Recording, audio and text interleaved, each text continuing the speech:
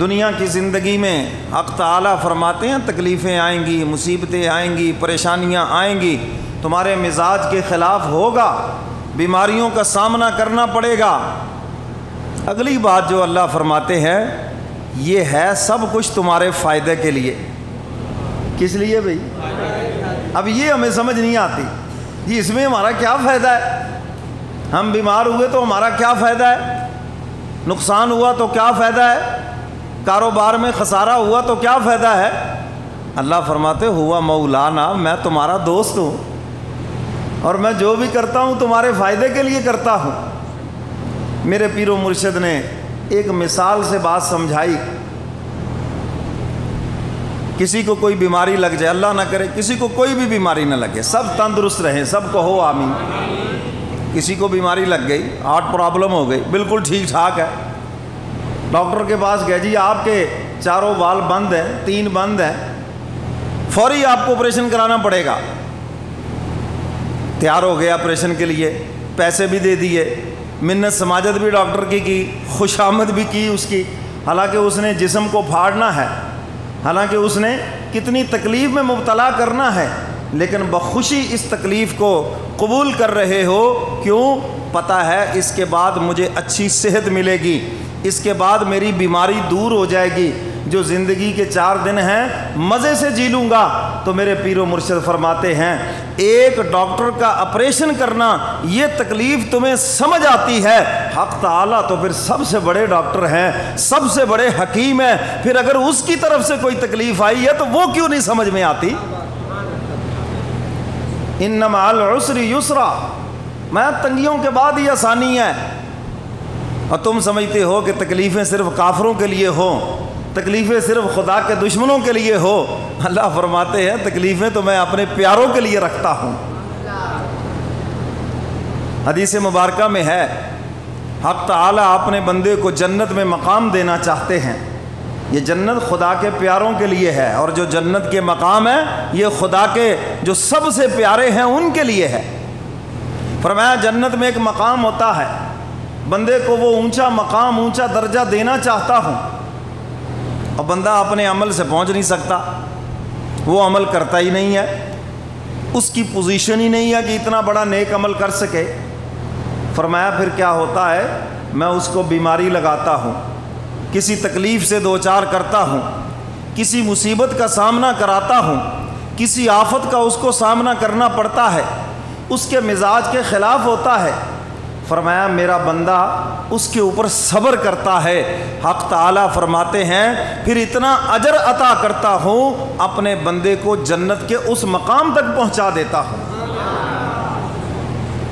جس کو تم برا سمجھ رہے تھے وہی تمہارے بلندی درجات کا ذریعہ بن گئی، وہ چیز جس کو تم ناپسند کر رہے تھے وہی تمہاری بخشش کا ذریعہ بن گئی، جسے تم اچھا نہیں سمجھ رہے تھے فرمایا وہی چیز تمہارے حق میں کتنا اچھا ثابت ہوئی۔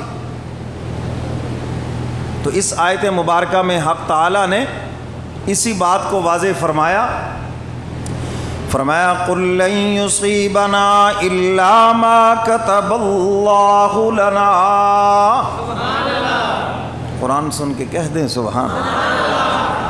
حق تعالیٰ فرماتے ہیں میرے محبوب انہیں بتلا دیجئے، محبوب کی زبان مبارک سے بات نکلوائی تاکہ اور بھی پیاری ہو جائے۔ جو بات محبوب کی زبان سے نکلے وہ محبوب ہوا کرتی ہے۔ قُلْ لَن يُصِيبَنَا إِلَّا مَا كَتَبَ اللَّهُ لَنَا هُوَ مَوْلَانَا۔ میرے محبوب انہیں بتلا دیجئے ہرگز تمہیں کوئی مصیبت نہیں پہنچتی، کوئی آفت کا سامنا تمہیں نہیں کرنا پڑتا، جو کچھ بھی تمہیں پہنچتا ہے اِلَّا مَا كَتَبَ اللَّهُ لَنَا، حق تعالیٰ کے ہاں وہ سب کچھ لکھا ہوا ہے، سب کچھ لکھا ہوا ہے۔ ہوا مولانا، وہ ہم سب کا مولا ہے، ہمارا دوست ہے، کارساز ہے، اور وہ اپنے بندوں کے لیے جو بھی کرتا ہے بہتر کرتا ہے، اپنے بندوں کے لیے جو بھی کرتا ہے بہتر کرتا ہے وہ۔ میرے محترم سامعین، انسان پیدا ہوتا ہے اور پیدا ہونے سے پہلے رزق کا فیصلہ ہو جاتا ہے کتنا ملنا ہے۔ ہم تو بھاگ دوڑ 20 سال کی عمر میں شروع کرتے ہیں، مگر اللہ کے ہاں تو پہلے ہی لکھا ہوا ہے۔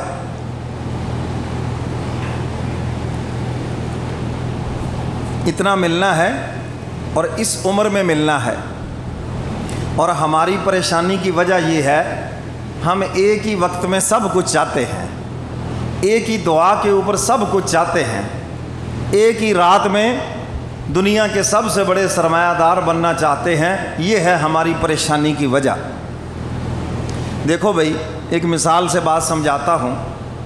چھوٹا بچہ آپ سے کہے ابا جی میری شادی کر دیں، 5 سال کا بچہ، تو آپ جیسے مسکرا کے مجھے دکھایا ہے تو اس کو کہیں گے بیٹا بڑا تو ہو جاؤ، جب بڑے ہو جاؤ گے ہم کریں گے شادی۔ کہ نہیں جی نہیں، میری تو آج ہی کرو، جس سے مرضی کرو آج ہی کرو۔ تو آپ کیا سمجھائیں گے؟ بھئی ابھی تم چھوٹے ہو، اس قابل تو ہو جاؤ، پھر کریں گے شادی تمہاری ہے۔ چھوٹا بچہ کہے ابھی جی مجھے موٹر سائیکل لے کے دو۔ بھئی آپ کو وہ کھلونا تو لے کے دے سکتے ہیں، بڑا نہیں لے کے دیں گے، ٹانگ توڑوا لو گے، تمہاری تو بھی ٹانگیں چھوٹی ہیں۔ وہ کہ نہیں جی مجھے ابھی لے کے دو۔ یہاں پر تمہاری عقل کام کرتی ہے۔ اب ہم اللہ سے جب مانگتے ہیں تو اللہ فرماتے میں بھی حکیم ہوں، میں بھی جانتا ہوں کہ یہ چیز میرے بندے کو فائدہ دے گی یا نقصان دے گی، تو میں نے بھی یہ لکھا ہوا ہے کون کون سی نعمت اس کو کس عمر کے حصے میں دینی ہے۔ اور ہم کہتے نہیں اللہ میاں آپ اپنا فیصلہ بے شک اپنے پاس رکھے، ہمیں ابھی دے دیں سارا کچھ۔ اسی پہ جھگڑا ہے ہمارا۔ اور اگر ہم خدا کی مان لیں اور اس کے آگے سرنڈر ہو جائیں، اس کے سامنے دامن پھیلاتے رہیں، میں یہ نہیں کہتا کہ مانگیں، دامن پھیلائیں۔ اللہ کے نبی نے تو ہمیں بتایا جوتے کا اگر ایک تسمہ بھی ٹوٹ جائے تو وہ بھی خدا سے مانگو، اس لیے کہ ساری دنیا کی بادشاہت اور جوتے کا تسمہ دونوں چیزیں اللہ کے ہاں برابر ہیں، کیونکہ دونوں ہی خدا کے ہاں بے وقت ہیں۔ اللہ کے ہاں پوری دنیا کی کوئی قیمت نہیں ہے، سونے چاندی خزانوں کی کوئی قیمت نہیں ہے۔ تو فرمایا کہ جوتی کا تسمہ ہو یا پوری دنیا سونے سے بھری ہوئی ہو، خدا کے ہاں دونوں ہی برابر ہیں، بے قیمت ہے دونوں ہی۔ تو اس لیے چھوٹی چیز بھی اللہ سے مانگو اور بڑی چیز بھی مانگو۔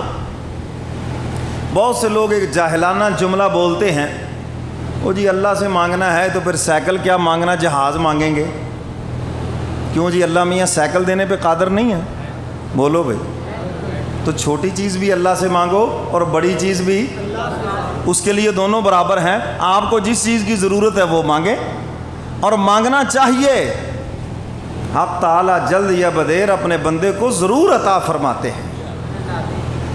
تو میرے محترم سامعین، حق تعالیٰ فرماتے ہیں جو بھی تکلیف تمہیں پہنچی ہے یہ لکھا ہوا ہے سب لوح محفوظ میں، اور یہ جو راحت تمہیں پہنچی ہے یہ بھی لکھا ہوا ہے۔ سورہ حدید میں فرمایا یہ جو تمہیں خوشی ملتی ہے، کاروبار میں نفع ملا، کوئی چیز تمہارے مزاج کے موافق ہوئی اور تم سمجھتے ہو یہ میری عقل کا کمال ہے، یہ میرے ہنر کا کمال ہے، یہ میرے بزنس کا کمال ہے، فرمایا یہ سب تمہاری غلط فہمی ہے۔ ہم نے تو تمہارے پیدا ہونے سے پہلے یہ ساری نعمتیں تمہارے لیے لکھ دی تھی، ابھی تم پیدا ہی نہیں ہوئے تھے، ہم نے تو یہ سب کچھ تمہارے کھاتے میں لکھ دیا تھا کہ عمر کے اس حصے میں یہ نعمت ان کو ملے گی، عمر کے اس حصے میں یہ نعمت ان کو ملے گی۔ تو اس لیے یہ تو سب کچھ لکھا ہوا ہے۔ تو اب آپ کہیں کہ پھر ہم ہاتھ پہ ہاتھ رکھ کے بیٹھ جائیں؟ نہیں بھئی۔ سیدنا علی مرتضیٰ رضی اللہ تعالیٰ عنہ سے کسی نے پوچھا امیر المومنین جب رزق طے شدہ ہے تو پھر محنت کرنے کی، مزدوری کرنے کی کیا ضرورت ہے؟ بس گھر میں بیٹھ جائیں، جو مقدر میں ہوگا مل جائے گا۔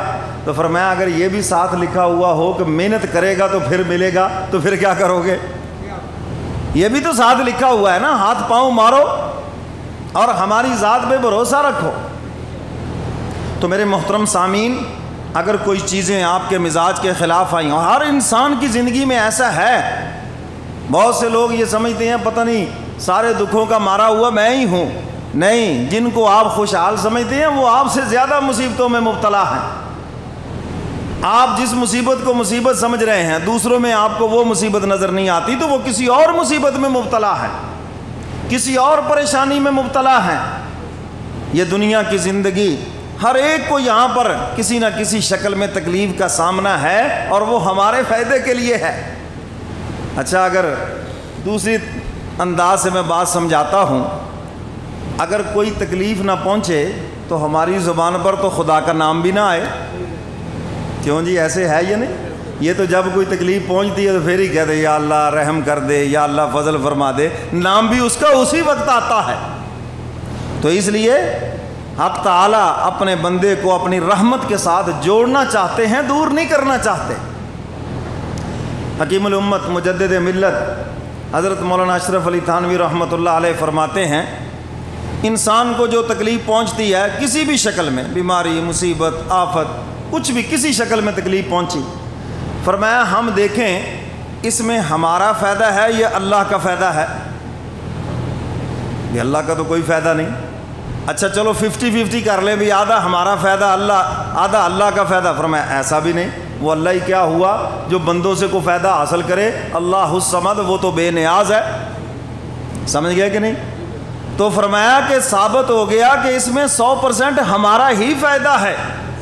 اور اگر آپ یہ کہیں کہ اس میں نہ اللہ کا فائدہ نہ بندوں کا فائدہ، تو یہ تو ہوا فضول کام۔ اللہ کوئی کام عبث نہیں کرتے، کوئی کام بھی بیکار نہیں کرتے۔ اللہ کا ہر حکم، ہر فعل حکمت سے خالی نہیں ہے، اس میں بڑی حکمتیں پوشیدہ ہیں۔ اگر ہمیں سمجھ نہ آئے تو الگ بات ہے، مگر اس کا کوئی بھی فعل حکمت سے خالی نہیں ہے۔ حضرت تھانوی رحمۃ اللہ علیہ فرماتے ہیں، آؤ میں تمہیں بتاتا ہوں بیماری کا، تکلیف کا، مصیبت کا کیا فائدہ ہے۔ فرمایا سب سے پہلے تو انسان سے گناہ چھوٹتے ہیں۔ کیا چھوٹتے ہیں؟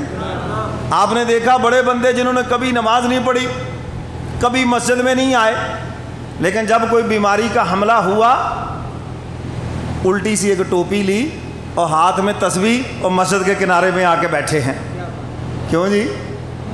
بہت سے لوگ ان پر جملے کس دیتے ہیں، جی 100 چوہے کھا کے بلی آجنو چلی۔ میں کہتا ہوں پھر بھی یہ غنیمت ہے کہ خدا کے گھر میں آ تو گئے نا۔ حضرت فرماتے ہیں کہ اللہ کی طرف رجوع ہوتا ہے۔ فرمایا گناہ چھوٹتے ہیں، مولا کی طرف لو لگاتا ہے۔ ڈاکٹر بھی کہہ دیتے ہیں اللہ توبہ کرو جی، تو خدا کی طرف رجوع ہوا۔ فرمایا بیماری کا حملہ ہوا، آخرت کی طرف دھیان لگا اور دنیا سے دھیان کٹا۔ پہلے کبھی خدا کے نام پہ ایک پیسہ نہ دیا، پھر صدقہ خیرات کرنے لگا، پھر غریبوں میں تقسیم کرنے لگا، اور پھر اس کو احساس ہونے لگا یار میں تو موت کے منہ سے نکلا ہوں، جو اللہ نے زندگی دی ہے توبہ استغفار کر لوں، اپنے مولا کو راضی کر لوں۔ فرمایا دیکھو اس کا دھیان آخرت کی طرف لگا ہے۔ تو جس کو کوئی تکلیف نہ پہنچے وہ تو فرعون بن جائے گا۔ اور فرعون کے بارے میں لکھا ہے 4000 سال تک اس کی حکومت رہی، اتنی لمبی اللہ نے اس کو عمر دی تھی، اس کے سر میں کبھی درد بھی نہیں ہوا، تو اس نے فرعون ہی بننا تھا۔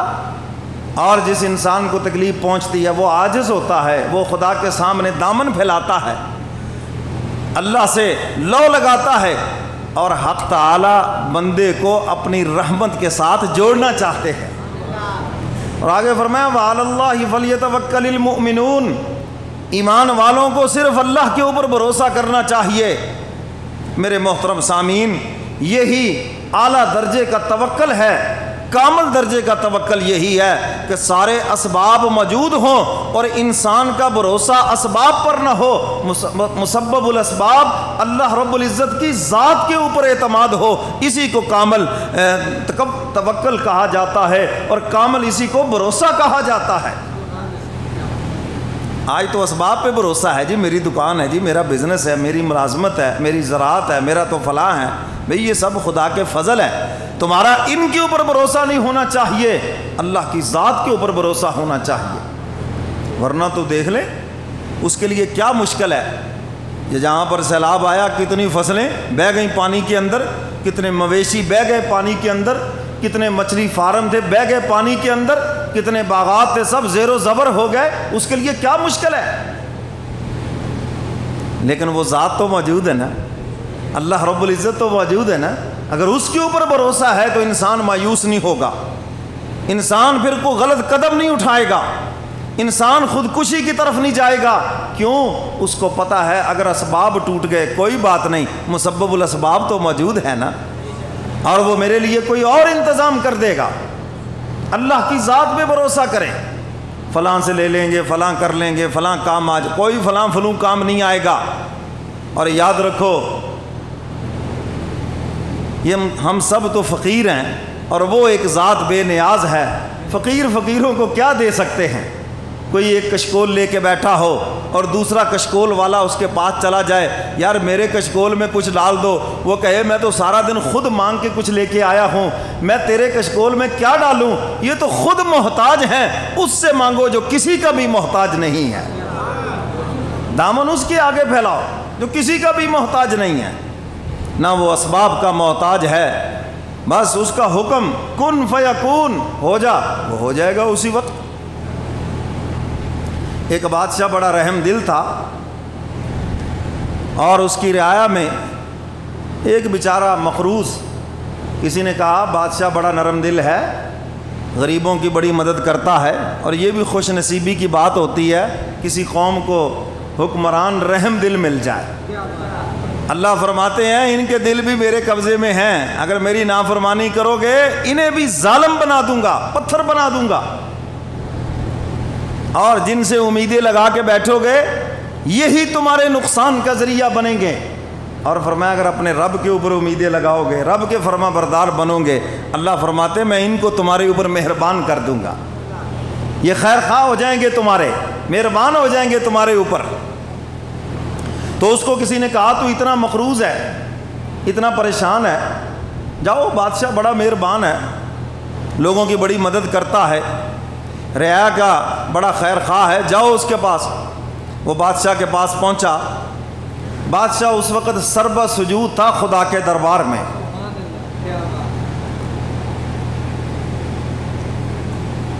اور یہ دعا مانگ رہا تھا، الہ العالمین میری رعایا کے اوپر قحط ہے، میں تیرا بندہ ہوں اور یہ بھی تیری مخلوق ہے، میں بھی تیری مخلوق ہوں، اگر میری وجہ سے سزا ہے تو میں معافی مانگتا ہوں، آپ ان کے اوپر فضل کر دے۔ وہ ایک بستی کا نام لے رہا ہے، یا اللہ اس کو دے دے، یا اللہ اس کو دے دے، اس کو دے دے۔ وہ کچھ دیر تو سنتا رہا، اس نے کہا یہ کس سے مانگ رہا ہے؟ میں تو اس کو بادشاہ سمجھ کے، خزانوں کا مالک سمجھ کے اس کے پاس آیا کہ ملکی خزانہ اس کے ہاتھ میں ہے، یہ تو کسی اور سے مانگ رہا ہے۔ انہوں نے کہا یہ اللہ رب العزت سے مانگ رہا ہے جو ساری کائنات کا بادشاہ ہے۔ اس نے کہا پھر اس سے مانگنے کی کیا ضرورت ہے، میں بھی اس سے مانگ لوں گا۔ اگر یہ بادشاہ ہو کر اس کا محتاج ہے تو پھر میں بھی اسی کا محتاج ہوں، میں اس کے آگے دامن پھیلاتا ہوں، وہ مجھے اپنے خزانے سے عطا فرمائے گا۔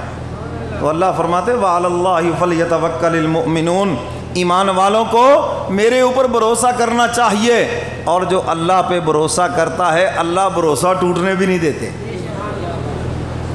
اور جو بندوں کے بھروسے یہ سارے ہی کمزور ہیں، ہو سکتا ہے ٹائم پہ جواب دے جائیں، موبائل فون ہی آف کر لیں، سائلنٹ پہ لگا ہوا تھا جی، چارجنگ پہ لگا ہوا، ان کے پاس تو گڑے گڑائے جھوٹ ہے، لیکن اللہ رب العزت ہر وقت سنتے ہیں اور ہر بندے کی پکار کو سنتے ہیں، اور کسی وقت بھی غافل نہیں ہیں۔ بس ذرا کمی ہماری طرف سے ہے، ہم اس کو منانا سیکھ لیں اور اپنے آنسوؤں سے اس کی رحمت کو اپنی طرف متوجہ کرنا سیکھ لیں، اور جب وہ مہربان ہوتا ہے اسباب خود بخود بنتے جاتے ہیں، سب ٹھیک ہوتا جاتا ہے۔ اور جس کو کہا نا ایک کہنے والے نے، جزا